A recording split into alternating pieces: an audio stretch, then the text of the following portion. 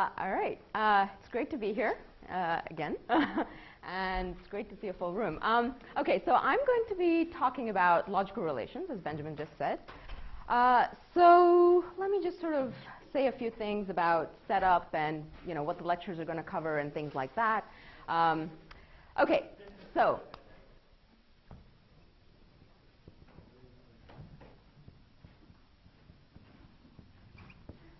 as Benjamin said, logical relations are one of the most fundamental proof techniques that in programming languages, and you can use them basically for all sorts of things. And that's really the amazing thing about them, that there's just a vast number of properties for which they're useful. So just to give you some examples, one of the earliest uses of logical relations was to prove that all terms in the simply typed lambda calculus, all well-typed terms in the simply typed lambda calculus terminate. So it's a proof that evaluation will always terminate in that language. They have been used to prove observational equivalence in languages. So why would you want to prove observational equivalence or equivalence of programs? Why would you want to prove that two programs are equivalent? Might that be useful? Reasoning about correctness, right? Like suppose you're doing some compiler transformations, right? And you want to show that the program that you had before you transformed it into something else, hopefully a more optimized version, that the two versions are equivalent, right? That they'll behave the same, they'll always give you the same answers.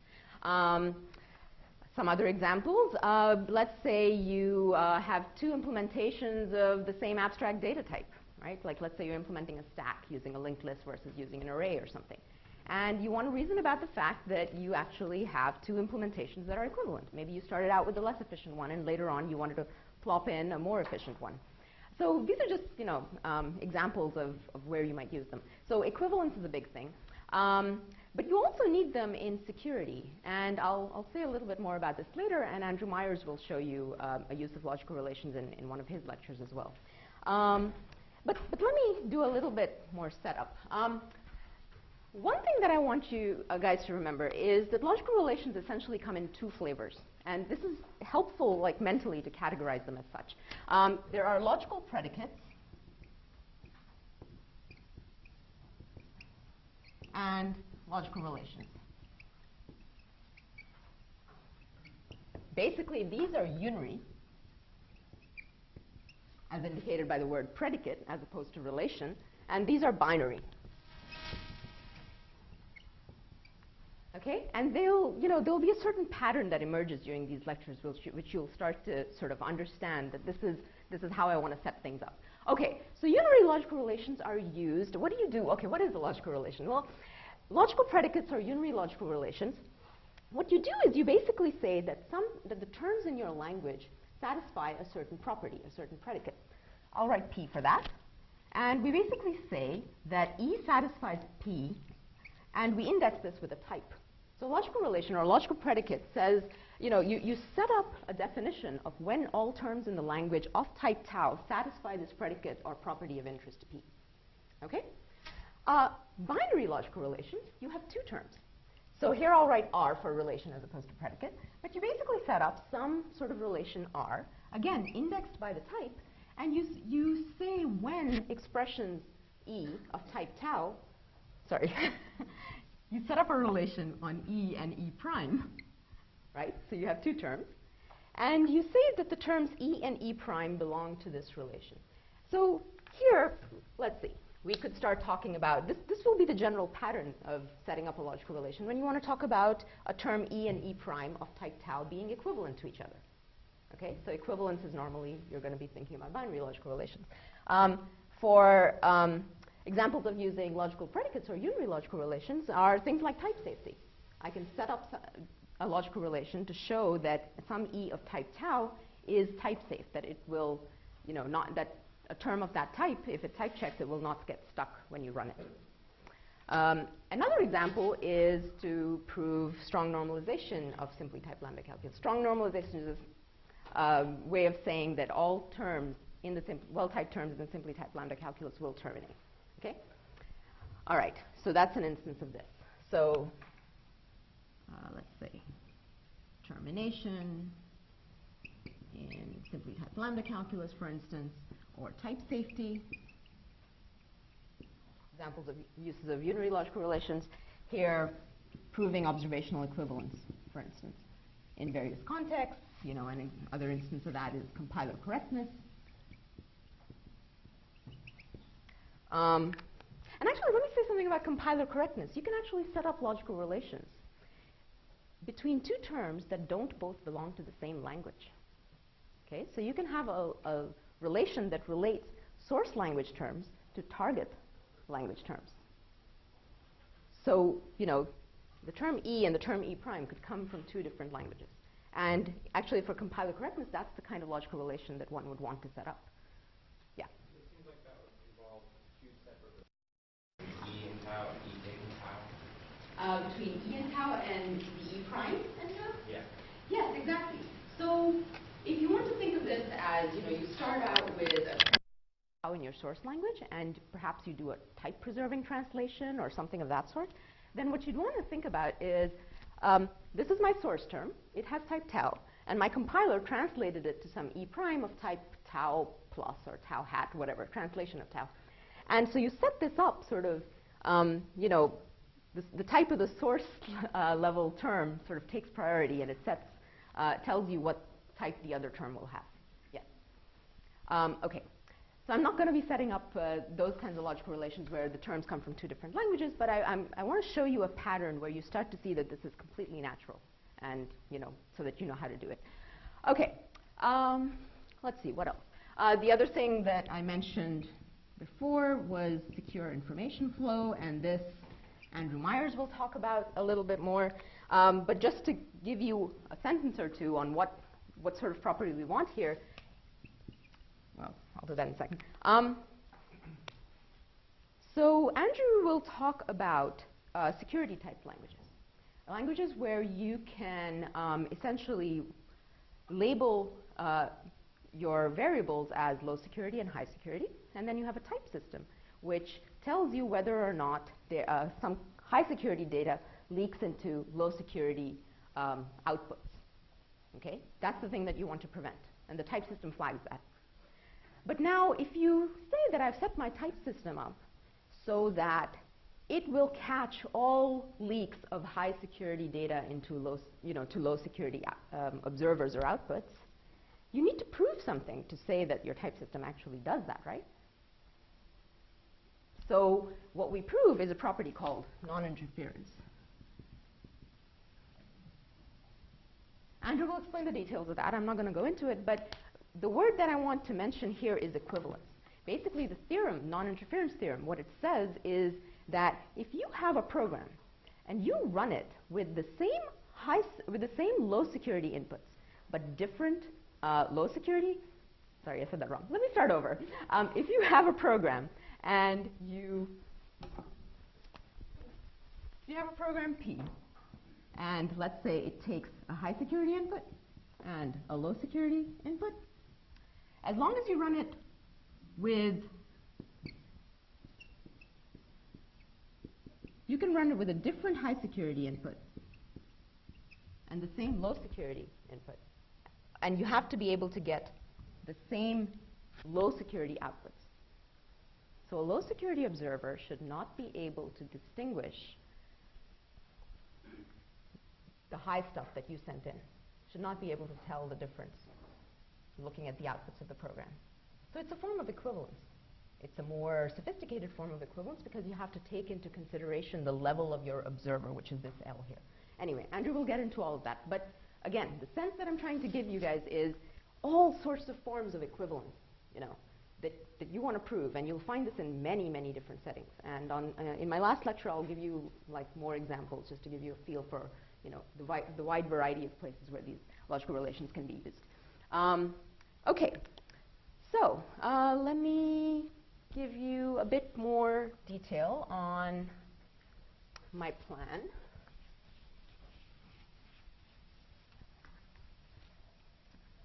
So today I'm going to talk about strong normalization of simply typed lambda calculus. The fact that all well-typed terms in the language, when you evaluate them, they will terminate. Evaluation will terminate. Okay? Strong normalization for simply typed lambda calculus. All right. I'm starting with this because this is basically the first logical relations proof that most people will encounter, and I want you guys to have encountered it if you haven't seen it already. And what I'm going to do is I'm going to stick to a very standard presentation. Basically the presentation that you will find, give or take, just with a tiny tweak or two, that you will find in Benjamin's TAPL, Types in Programming Languages, Chapter 12. Have that memorized. Okay, but starting tomorrow, I'm going to switch notation on you a little bit. All right, and I'm doing this very, very intentionally because I want you to be completely comfortable with understanding the setup of logical relations and being able to, sort of read papers with one notation or the other and just get the essence out of it. Let's see if we manage to achieve that. But all right, so tomorrow we're going to do type safety using logical relations. And again, this is going to be a unary logical relation, right? Because termination, proving strong normalization, that's a property, it's a unary property. And type safety, again, that a term that type checks will not get stuck. That's also a unary logical relation. And what I'll do is I'll start off doing, showing this for the simply typed lambda calculus, and then I'll add recursive types. Okay? And that'll lead us to some very interesting territory. Basically, logical relations, historically. I said that you set these up so that you say if E has type tau, you set it up in a way that for every type tau you want to show that you basically classify which terms of type when terms of type tau have the property P. Okay, so this is set up by induction on types. The whole definition is done by structural induction on the type tau. Okay.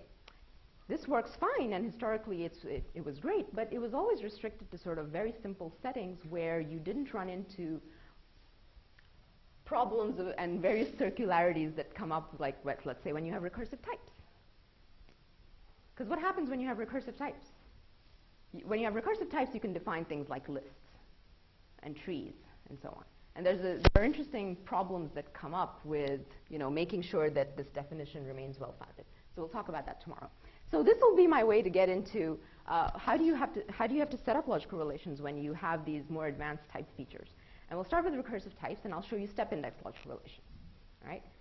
Step indexing has been used.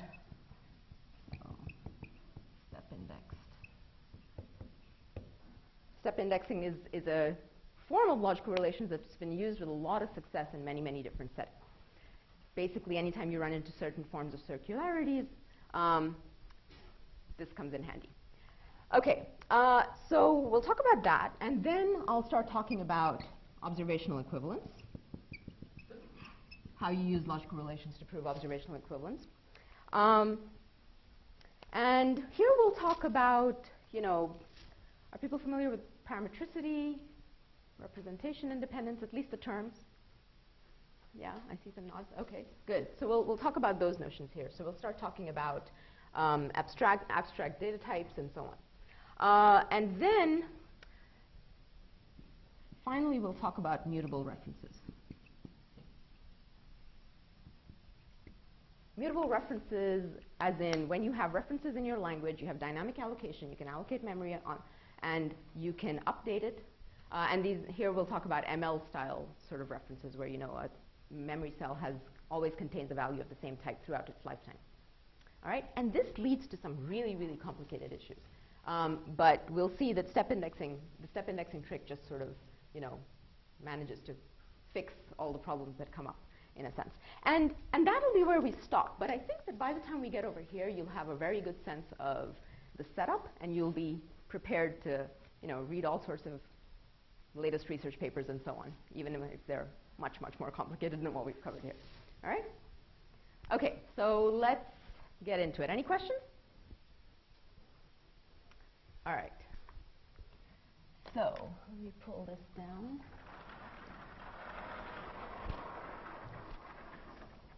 Actually, let me pull the other one down.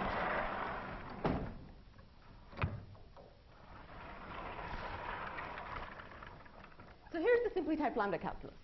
All right? Hopefully you're all completely familiar with this. But let me just kind of go through Okay, so simply typed lambda calculus with booleans added. Okay, so we have booleans and we have functions, right? Tau 1 or tau 2. Expressions in the language include true, false, if then else, and of course variables, abstraction, application, right? Okay, we're going to look at a call by value lambda calculus, all right? So here are my value forms, true, false, and lambdas. And I've basically defined the operational semantics by giving the usual Felizen style evaluation context. All right. So this is called by value. So in particular, notice here that when you have application, you evaluate here first, and when that's gotten down to a value, then you evaluate in the argument position, and so on. All right, and here are my reduction rules. So if true, that steps to E1. If false, then that steps to E2. The application case, app case, you have a lambda, it's a value, steps to E with B for X, right? Okay, just getting you familiar with my style of writing things in case it's different from anything, from what's been going on before. All right, and then we have evaluation context here to essentially to define the evaluation order. So we need this rule in order to lift the reduction rules up to the level of full expression. So if you have an expression E that steps to E prime, then we can lift it up to evaluation context using this, right? Okay. Let's look at typing rules. All right, so the form of the typing judgments is going to be that E has type tau under environment gamma. Gamma is a mapping from variables to types, tau. Let me mention a convention. I'm always going to whenever I write gamma comma x colon tau, I'm going to interpret the gamma to mean disjointness. Okay? So whenever I write something like this, that means that x does not occur in the domain of gamma. All right? Just makes things easier. Okay. So true and false have type bool, if then else, the usual rule. Variables, you have to make sure that x is mapped by gamma to tau, the usual function and application rule. Right? Okay. So what do we want to do? We want to prove strong normalization. What is strong normalization? It is a property that if some expression E has type tau, using these type checks, using these typing rules, and let me put an empty context here, then E terminates. I'll use this notation. Let me define abbreviations here. So this means that E evaluates all the way to a value V, and basically it's just sort of another way of writing that E takes a whole bunch of steps and gets to value V, right? Okay. And if I write this and omit the V, then basically what I mean is, sorry, not for all. It means that there exists a value V such that E evaluates to V. All right? Okay. So here's the theorem that we want. Now, I'll let you stare at it for a second. Yeah? It seems like instead of strong normalization, because you are saying there exists a pathful value instead of that all paths. No, weak normalization is when all paths to normal forms, all paths reach the same normal form. So if E evaluates to V1 and E evaluates to V2, then V1 and V2 are the same normal form. Strong normalization is where you say that it must terminate. So this says that if E has type tau, then there exists a value V such that each E reaches V. So evaluating E will always reach a value. Okay, but in this case, it's deterministic anyway. But my point is that strong normalization is typically that each reduction path you can possibly take terminates, right? No. Oh, yeah, sorry. Yes, that each reduction path you can possibly take terminates, yes. However, here you only have one, so it doesn't matter. Yes, exactly. Deterministic. Yes, I was going to make that. Okay. Okay, so evaluation here is deterministic, right? The evaluation order is deterministic. There's no non-determinism in this language. So what does that mean? In particular, that means that, well, yeah, so this is something we rely on in the proof a bit. So in particular, a consequence of that is that if E diverges, then it can't be the case that sorry, if E converges, then it can't be the case that it also diverges, right? You could easily reason through that. Fair enough? Okay. All right.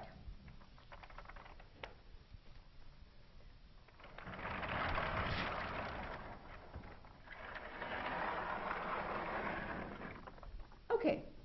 So if I were to ask you to just go off and prove strong normalization, there's the statement of the theorem right there. If E is well typed, E has type tau, then E terminates. You want to take a stab at it? How would you prove that? Induct on the derivation. All right. Okay. And induct on the derivation. So, okay. So anyone want to sort of think this through, what might happen?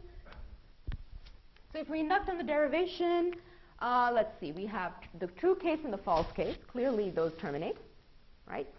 If then else, all right, so we'll apply our induction hypothesis. We know that E terminates, okay, gives us back a Boolean, and we know that E1 and E2 terminate, so, okay, the if then else case should go fine as well, right? Maybe, for those who are kind of following this rough thing. Okay, what about the, okay, let's do the lambda case. Does lambda terminate? Yes, it's already a value, great. How about the application case? If we were just inducting on the derivation, so what do we get from our induction hypothesis? So we're trying to prove that E1 applied to E2. So we know that E1, E2 has type tau. And, you know, the typing rule tells us that E1 has type tau2 arrow tau, E2 has type tau2. Okay, we're trying to show that E1, E2 terminates. By the induction hypothesis, we know that E1 terminates and that E2 terminates. Now what? What? You mean switch to a different proof method, exactly, right? Okay, so what just happened? Well, if E1 terminates, then it has to, it's a function type, all right? So it has to be a lambda of some form. E2 terminates, let's just call it, it evaluates to some sort of V2. So now we still have to show that E1 applied to E2 terminates. That means what's happened so far, we've taken a bunch of steps. E1 has become turned into this, you know, has evaluated to this lambda. Lambda has gotten applied to a V2. So after a bunch of steps, we're here. But now we have to show that E with V2 for X terminates. We'll have to show that, right? And now there's nothing more that our induction hypothesis gives us. We were doing induction on the typing derivation. Or you can think of it as induction on the structure of E, on the size of E. These are all sort of equivalent ways of saying the same thing. But basically, our induction hypothesis here isn't strong enough. All right? And that's where logical relations come in. Basically, at its core, logical relations are a way of strengthening your induction hypothesis enough to get a lot of these properties of interest through. And the problem case will almost always be, you know, something to do with the lambda form, with functions. Not always. There are more advanced features that complicate life too, but at least for starters. Okay, all right, so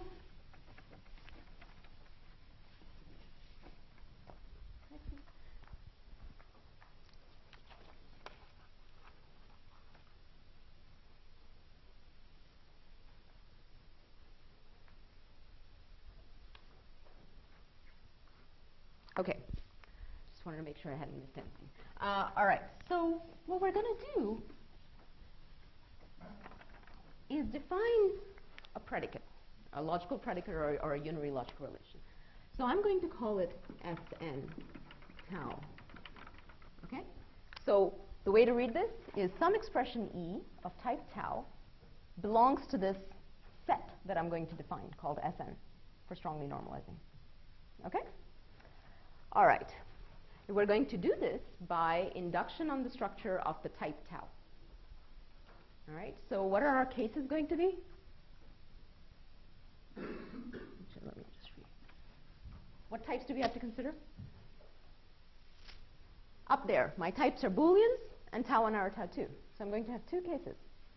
All right, so for Booleans,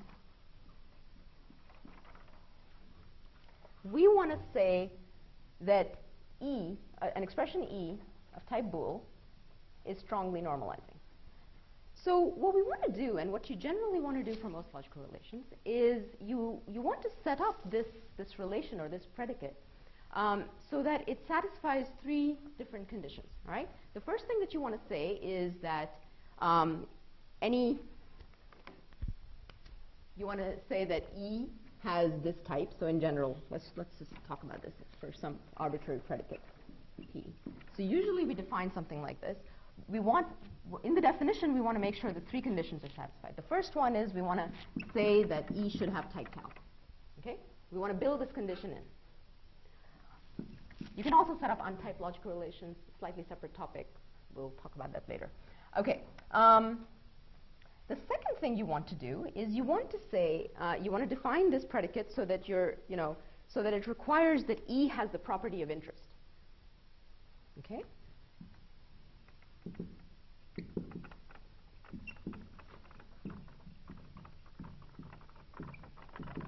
In this case, the property of interest is that evaluation of E must terminate.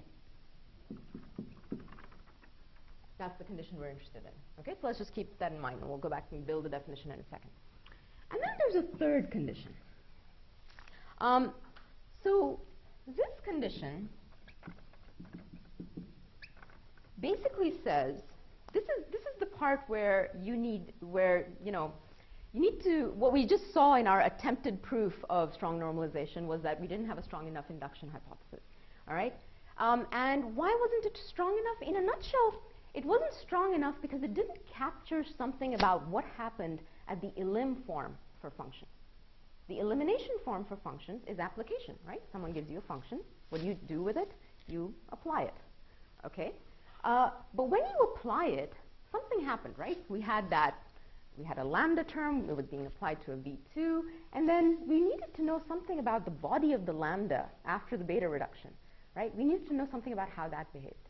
So backing up for a second, this condition that we want needs to say that membership in the relation is preserved by evaluation of elim forms. It's preserved by the elim forms, okay? And we'll see that this is not always sort of built in, but okay, I'll get to that in a second. Logical relation is preserved by evaluation of elim forms. Okay?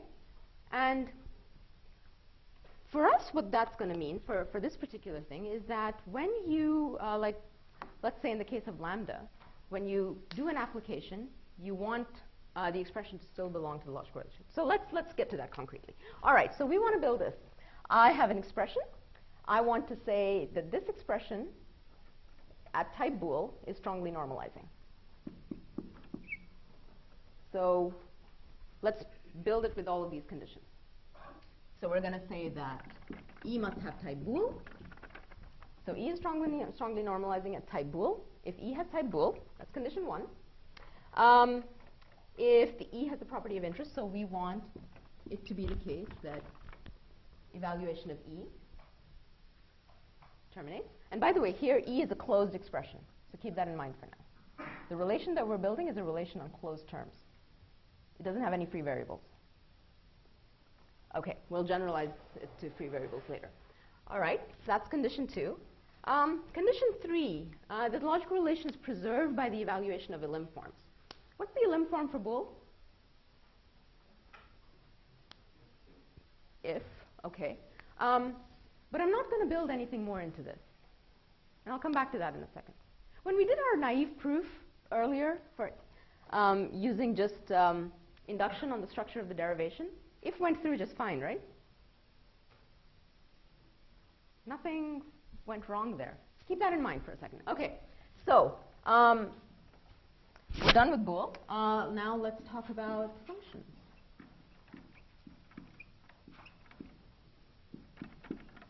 When is an expression of type tau1 or tau2 strongly normalizing? Well, it better have the type tau1 or tau2. It's an expression. It's not a lambda yet. It better terminate. And this is where we need a third condition about the elim forms. What we want here is, basically we want to say that given an arbitrary, let's call it E1,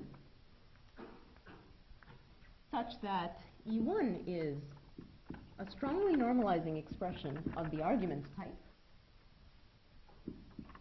it better be the case that when we take E, our expression of function type, and apply it to this E1, we get a strongly normalizing expression at the result type, tau2. Now we'll see this in a proof for a second, but basically what we're trying to build in is this third condition. If you give me an input, an argument that is strongly normalizing, then applying the function, essentially, to that argument will be strongly normalizing as well. So we're building in this requirement into the definition. Okay. Now, is this definition well-founded? We were defining it by induction on the structure of the type, right? So here, this looks perfectly well-founded. Here, when we define it for tau1 or tau2, we're defining the set Sn, essentially, right? The set of expressions Sn at the type tau1 or tau2, but in the definition, we only use the definition of Sn at a smaller type, tau1, and a smaller type, tau2. So yes, this is well-founded, because these types are smaller than tau1 or tau2, right? Okay. All right, so now let's see. So one thing that I want to, let's mention that. I'm just going to erase this. Is that all right with everyone? Okay. Okay, so notice we've just built this relation. Now, the theorem that we want to prove is still the one up there, right? That if E is well-typed, then it terminates. Evaluation terminates. Okay. So how does this definition of Sn fit in? Basically, what we're going to do is we're going to do the proof in two parts. We're going to show that if E has type tau, a closed term, then it is strongly normalizing, or it belongs to the set that we've just built. All right, so this is going to be part one of our proof, or one lemma. And the other lemma that we're going to prove then is that any term E of type tau that is strongly normalizing, or rather, whenever E belongs to this set Sn, then if you evaluate it, it will terminate. Yeah. Yeah, because it's a condition. Precisely. I just want to make it completely obvious, right? So what he just said is that proving 2 is a no-brainer, essentially, right? Because we've built it into the definition. I mean, look at it. How would we? Let's prove 2. Just to convince ourselves completely, all right? So how would we prove 2? Well, let's prove it by induction on tau, all right? We have two cases. We have a case for Booleans. We have to show that E terminates. Oh, the definition tells us that it does. So we're good, right? There it is. Okay. Now we have to consider the case where tau is a function type, tau1 or tau2, right? We have to show that the expression terminates. Okay, let's go look at the definition. Oh, right here. Okay, so basically, this is trivial. We've built our definition so that the property of interest is built in by definition. So really, all the work is in this first lemma right here. We have to show that every well-typed term, every well-typed closed term at least, of type tau belongs to the set Sn at type tau. Okay? So let's take a look at how we would do that. Yeah. What part of what you're doing is in the semantical part, and what part is it in the proof? Because you defined this Sn and you said, well, this is the condition. Yeah. Are those semantical conditions? Or what is Semantic how? In what sense are you using? I mean, you wanted to mean something, but then you said, well, emerges, right? So Okay, so, well, let me try to get out of that. Okay, so what I'm building, if you think about it in a semantic sense, right? I'm building a set or a model, right? I'm calling it the set Fn. And I want that set to be inhabited by all terms that terminate, right? Essentially, that's the semantics for now, you know, of what the set Sn is. Okay, but basically, all Sn is just sort of a way of strengthening our induction hypothesis so that we can prove that any well-typed term does, in fact, belong to the set Sn at the appropriate type. Does that make sense? Every well-typed term must belong to this set or this model, you know, that we built. Okay? Yeah. So can I understand? Is to define some logical relations which is as strong as the one that we want to prove, then prove that one set. If you want to say that again? So there is to define some logical relations which is as strong as the one we want to prove, which is determinate, then prove that one set. Yes, exactly. I mean, and you need to go through this condition because it allows you induction hypothesis. Okay? Because when we tried to prove this directly, going from here to here, we failed because our induction hypothesis wasn't strong enough. Okay? And this will become a little more clear as we step through the function case and of the proofs. Okay. But we still have another problem. Okay. We have defined when closed terms are strongly normalizing, right? And the theorem that we're interested in is about closed terms. If you have E, it's a closed term of type tau. It doesn't have any free variables, right? It type checks under the empty environment. Then we want to show that it terminates. Now, here's the